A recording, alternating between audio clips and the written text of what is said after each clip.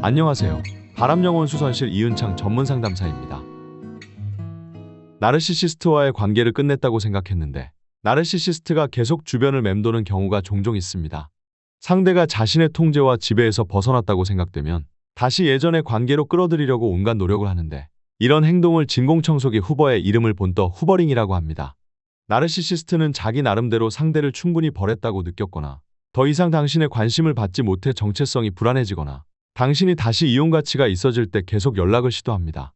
남녀 관계에서 나쁘게 헤어지거나 갈등이 심했음에도 멀쩡한 모습으로 문자를 남겨 답장을 하게 만들거나 아직 미련이 남은 사이라도 되는 듯 천연덕스러운 음성 메시지를 남기기도 합니다. 본인의 잘못에 대해서 사과를 하기보다는 조건을 붙여 회유식으로 접근이 이루어지는데 예를 들면 만나서 좋게 이야기하자. 자신에게 다시 돌아오면 바로 상간자와 이별하겠다. 또는 배우자와 이혼하겠다. 회사를 떠나지 않으면 정당한 몫을 다시 챙겨주겠다 등 여러 가지 형태로 표현될 수 있습니다. 내 행동으로 인해 나르시시스트가 충격을 받았고 반성과 성찰이 이루어졌다고 생각하시는 건 금물입니다. 잘못된 행동을 일삼던 나르시시스트가 반성하고 바뀌기를 기대하는 심리를 가질 수 있는데요. 그러나 나르시시스트는 대개 이전과 같은 패턴의 속임수를 쓰는 것에 불과합니다. 그저 당신이 자신의 메시지에 응답하는지 확인하고 싶은 것입니다. 낚시질에 또다시 물고기가 걸리는지 안 걸리는지 떠보면서 기다리는 것처럼 말이죠. 그들은 당신이 그립다고 말하겠지만 자신의 행동에 대해서는 진심으로 사과하지 않습니다. 정식으로 사과하라고 요구하면 친절했던 태도가 오래가지 못하고 자기애적인 분노감 때문에 금방 적대적인 태도로 바뀔 수 있습니다. 나르시시스트는 당신을 다시 자신의 지배하에 두기 위해 상황이 이전과는 달라질 것이라고 굳게 약속하거나 필요하다고 생각되는 것을 계산적으로 제안해옵니다. 당연히 당신이 그 관계로 돌아가면 그 계획들은 물거품처럼 사라질 것입니다. 그 이야기를 꺼낼 때마다 회피하거나 무언가 당신이 잘못했기 때문에 자신이 한 약속을 지킬지 말지 고민이라고 상대 탓을 또 해옵니다.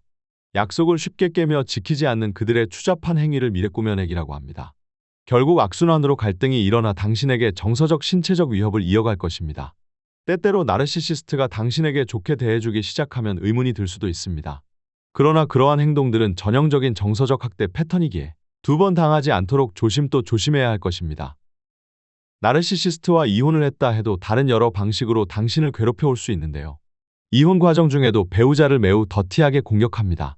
상대방이 자신을 먼저 배신할 조짐이 보인다는 판단이 들면 나르시시스트는 모든 수단을 가지고 상대를 괴롭히기 위해 노력할 것입니다. 내담자님이 좋게 소통해서 문제를 해결하려 시도해 본다고 하여도 통하지 않습니다. 나르의 협박과 회유, 분노와 자살쇼, 도피성 잠수 등 본인의 편협한 수법들이 상대에게 먹히지 않는다고 판단되면 공격을 해오기 시작할 겁니다. 이렇게 공격을 막아내고 전쟁을 치르면서 이혼에 성공했다고 끝이 아닙니다. 이혼 후의 악성 나르시시스트가 보이는 행동 패턴을 예를 들어 설명드리겠습니다. 나르시시스트는 내면의 결핍을 당장에 채우기 위해서 또 다른 먹잇감을 바로 찾아 나섭니다. 성매매 장소로 바로 가서 뒤틀린 성적 욕구를 채우려 들기도 하고 보통은 알고 지내던 전 애인이나 새로운 애인을 빠르게 만들어서 만남을 가지려 노력합니다. 더 나아가 당신 앞에서 잘 살아가는 행복해하는 모습을 과시하면서 당신의 자존감을 깎아내리려고 할 가능성이 높습니다. 나는 이혼 후회 안 해. 후회하는 건 나를 떠난 너가 될 거야 라고 말하면서 말이죠. 나르시시스트가 새로운 행복을 찾아 이 정도에서 상황이 정리되었다면 문제야 더 이상 발생하진 않겠습니다만 안타깝게도 나르시시스트는 진정 행복한 삶을 영위할 수 없습니다. 만약 애인과 또다시 갈등이 일어나서 이별 위기에 처해 있거나 불안정하고 불행하다는 생각으로 회귀되어 애정 결핍 상태로 이어진다면 또 다시 결핍을 채워줄 새엄마, 즉 희생양을 찾으려 들 테니까요. 여러 방법으로 당신에게 다시 연락하면서 치근덕 대려고 합니다. 우리 엄마가 그전에 너한테 심하게 했었던 것 같아. 오늘 애들 보러 가도 돼. 같이 만나자. 애가 엄마 보고 싶어해. 가족사진 찍자. 그전에는 뭔가 내가 실수했었던 것 같아. 라고 말하면서 온갖 핑계와 변명을 대가면서 접근해 옵니다. 어쩔 수 없이 만나주면 성적으로 정서적으로 접근하면서 상대가 자신을 받아들여주는지 거부하며 적대시하는지 떠보려 합니다.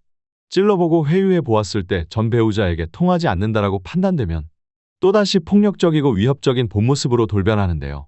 자신의 뜻이 통하지 않으면 기분이 나쁜 티를 팍팍 내면서 생활비와 양육비를 가지고 지급하지 않겠다고 협박하기도 하고 당신이 내 자녀들을 매번 보여주지 않는다고 꼬투리를 잡으면서 압박해오거나 면접 교섭권을 자기 마음대로 일정과 시간을 급격하게 변경하려고 시도합니다.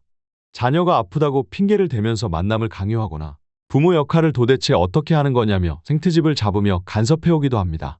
주변에는 당신이 이혼의 원인 제공자였다고 악인화하고 루머하면서 말이죠.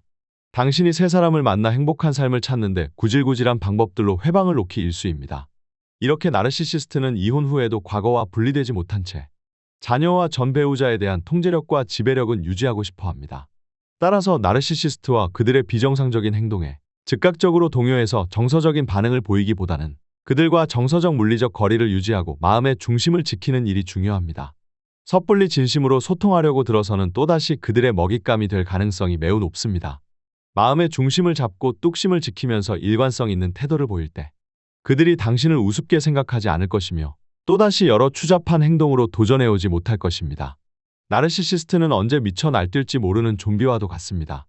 감정적인 먹이를 주지 않으면 또 다른 희생양을 찾아 나설 테니 절대적인 무관심과 그레이락 기법으로 굳건히 대처해 나가야 할 것입니다. 만약 나르시시스트와 관련되어 고민이 있으신 분들은 네이버 바람영혼 수선실 카페로 들어오셔서 정서적 지지와 구체적인 정보들을 얻어가셨으면 합니다. 다음번에도 새로운 나르시시스트 주제를 연구하여 찾아뵙도록 하겠습니다. 감사합니다.